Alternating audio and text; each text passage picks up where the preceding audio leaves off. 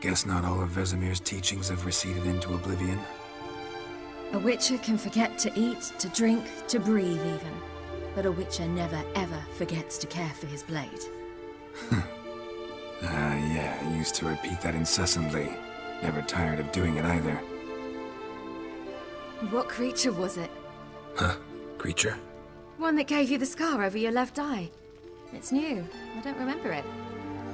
Souvenir from the Cockatrice of Spala. Another addition to the collection. Nothing special. Yours has healed beautifully, though. Avallac'h. He prepared some special ointments for me.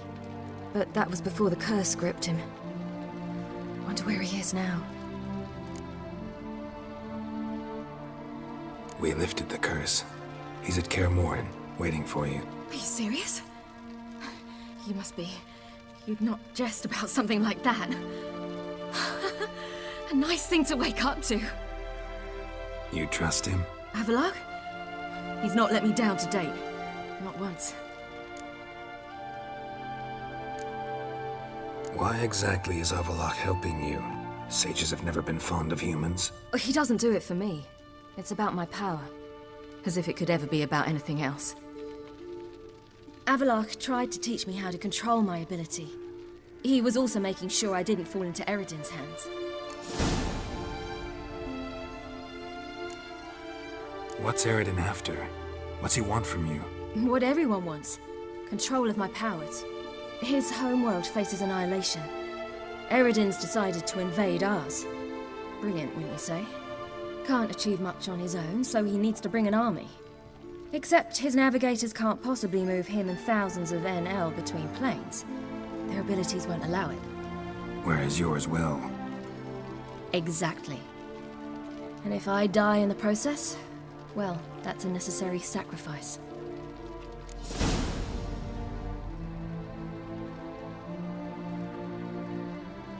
How'd you ever start traveling with Avallac'h?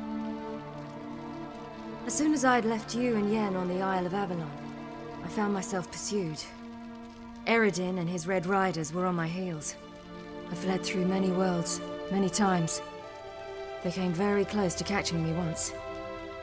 It was then that Avallac'h appeared, out of nowhere. He found a portal, and took us to a world where Eredin couldn't find us for, oh, perhaps half a year. The world where Eredin couldn't find you. What was it like? You wouldn't believe me if I told you. Try me. People there had metal in their heads. Waged war from a distance, using things similar to megascopes. And there were no horses. Everyone had their own flying ship instead. Ciri, stop fooling around. Told you wouldn't believe me. We should have stayed there. So why'd you return? I thought the hunt had lost my scent for good. I thought I was safe. Besides, I wanted to find you. You and Yennefer. You were looking for us. We were looking for you. Times I thought you were just a step away. Other times, felt like I was going around in circles. I'm not surprised. There were times I fled pell-mell headfirst and forward.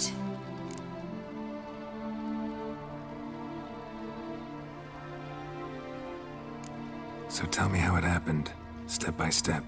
Eredin located us mere moments after we landed on Ard Skellig. Soon after, he and his riders surrounded us. I thought it was over, the end. Turned out Eredin had other plans. He produced the Fireplace, uncorked it. A fog enveloped us, and Avallac'h began gasping for air. That's how Eredin cursed Avallac'h, triggered his transformation into Uma? Yes. He didn't wish to kill him. Humiliation, that's what he was after. But Avallac'h refused to succumb without a fight. He cast a spell that wrought havoc in the hunt's ranks. And in a full half of a forest on Ard Skellig. Yet it also gave us time to flee. Avallac'h opened a portal. I leapt in. He was supposed to follow right behind me, but something went awry. Impaired by the curse, he failed to reach the portal in time. We had agreed that if anything went wrong and we were separated, we would meet at his hideout in Velen. but you failed to meet there. Yes, we failed to. Once through the portal, instead of at Avalok's hideout, I landed right in the middle of Crookback Bog. I barely escaped the crones. And then there was the Baron. You know, he took me hunting. I killed a wild boar with my sword. I heard. A coincidence, really. I had no desire to hunt that day, but it felt wrong to refuse. I'd taken nothing remotely resembling a hunting weapon.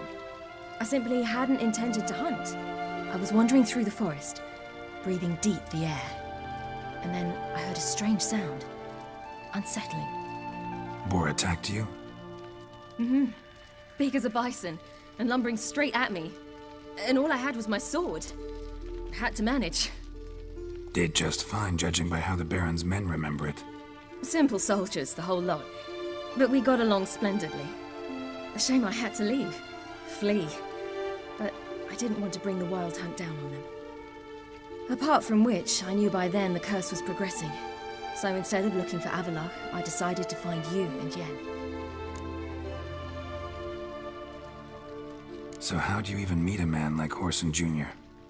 You and Yennefer were nowhere to be found, and I needed someone who could fix the phylactery. No ordinary craftsman would do. I needed a mage, one with extraordinary powers. Dandelion took it upon himself to help me. It was as if his honor depended on it. He arranged a meeting with a mage, but it proved a trap set by the temple guard. Failed to mention that. Probably didn't want to worry you. Later, we learned the guard did that sort of thing regularly, in the hope of nabbing anyone who collaborated with mages. We needed to find another way. That was clear. Then Dandelion said he knew a man who owned a piece of Novigrad, as he put it, could do more than others. He was certain to know someone who could fix the phylactery. Whoreson Jr. Mm-hmm. I suspected it might not be the best idea, but I was desperate. I had no choice. You suspected right. Whoreson was not the ideal partner in crime. Damned simpleton got it in his head that we cheated him and kidnapped Dudu. Who you promptly freed only to have to flee to Temple Isle. Great idea. We hadn't planned it. Had no time to consider. We just bolted. I didn't even realize the guardsmen were driving me into a trap. Suddenly there I was, and I knew I had to disappear. At once. And that's when you landed back in Skellige. The shore of Hindisfjall. The first pleasant place that came to mind. Hjalmar and I used to swim there. Wait, so you actually wound up there by accident?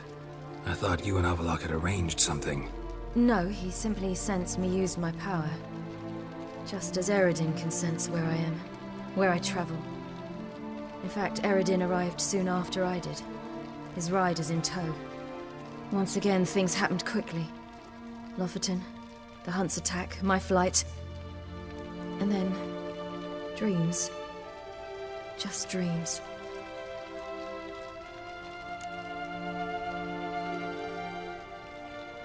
What did you dream? I've had nothing but nightmares lately. Pretty horrible. Likewise, for the most part.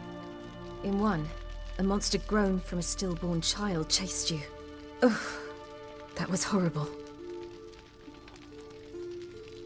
Had a few nice dreams.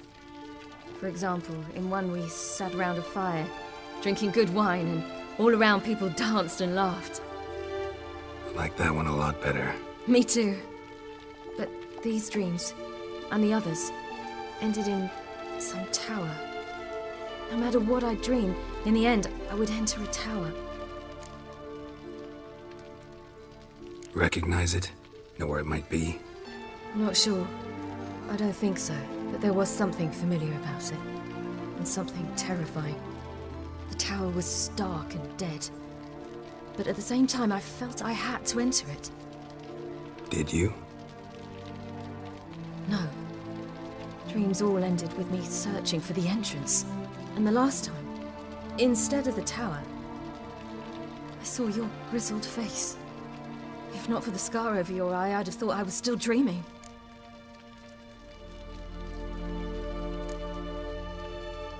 I was afraid you were dead. Found some dwarves here. Said they'd try to wake you.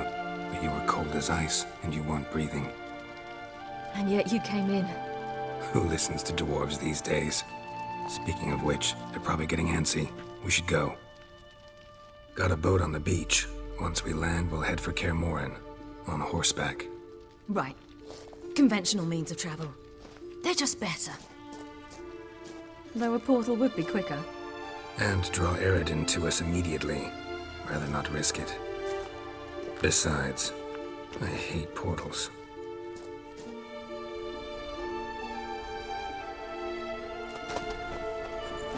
Damn.